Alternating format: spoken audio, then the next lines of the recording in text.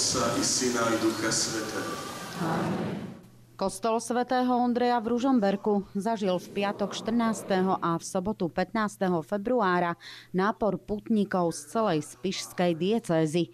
Pod záštitou spišského diecézneho biskupa monsignora Františka Trstenského sa tu totiž konalo jubileum chorých i zdravotníkov. Uvedomujeme si, že napriek pokroku vedy neexistuje liek na každú chorobu.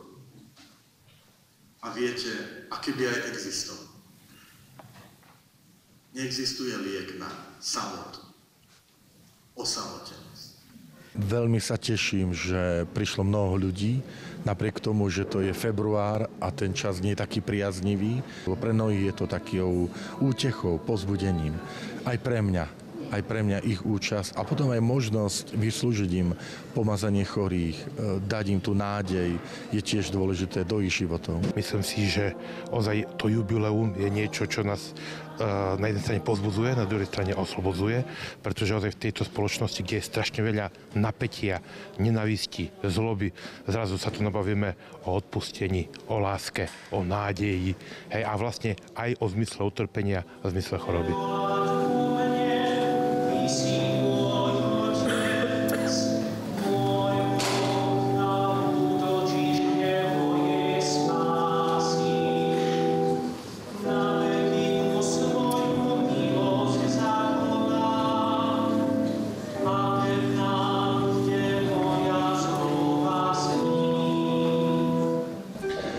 Pomazanie chorých sa v minulosti nazývalo, že je posledné pomazanie a mnohých to vystrašilo, že už potom poslednú už je smrť.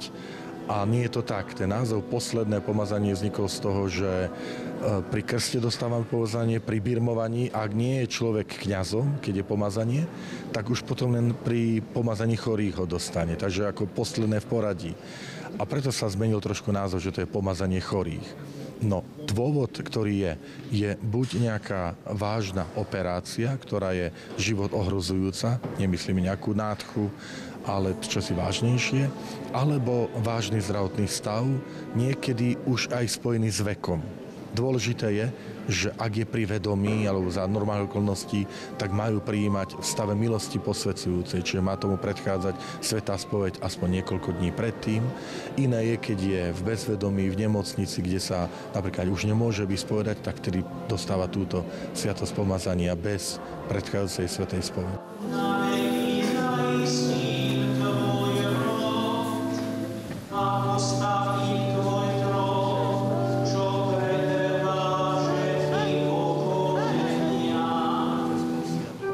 Pomazanie chorých je pomazanie olejom, olivovým olejom. Ten požehnáva biskup na Zelený štvrtok spolu s ďalšími 2 olejmi. Zvláštnosťou ale tohto oleja chorých je v tom, že môže ho v nevyhnutom prípade požehnať každý kňaz.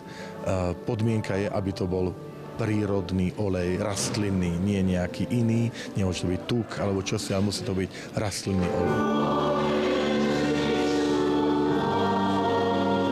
Pomazanie chorých sa dáva symbolicky na čelo, pretože hlava predstavuje akoby celého človeka, a na dlane, lebo tie predstavujú tiež ako končatiny alebo to, čo človek robí, čím pracuje.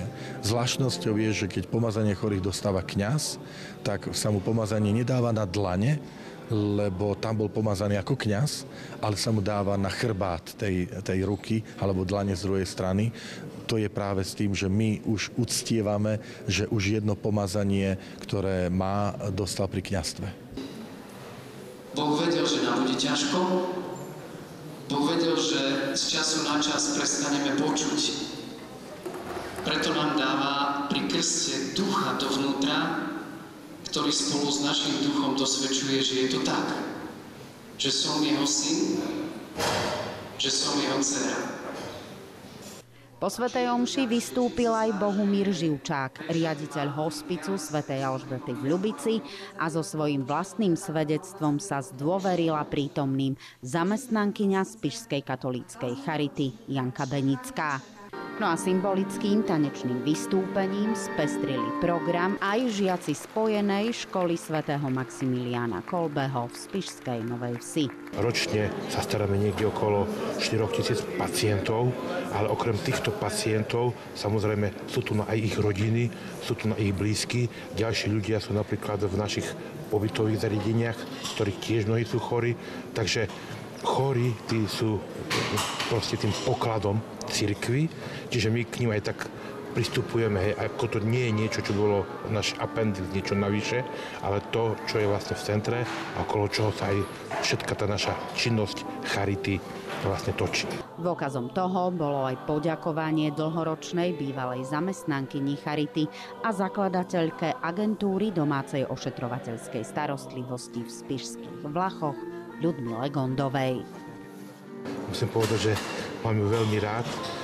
Už tuto asi 5 rokov alebo koľko, čo je vlastne chorá.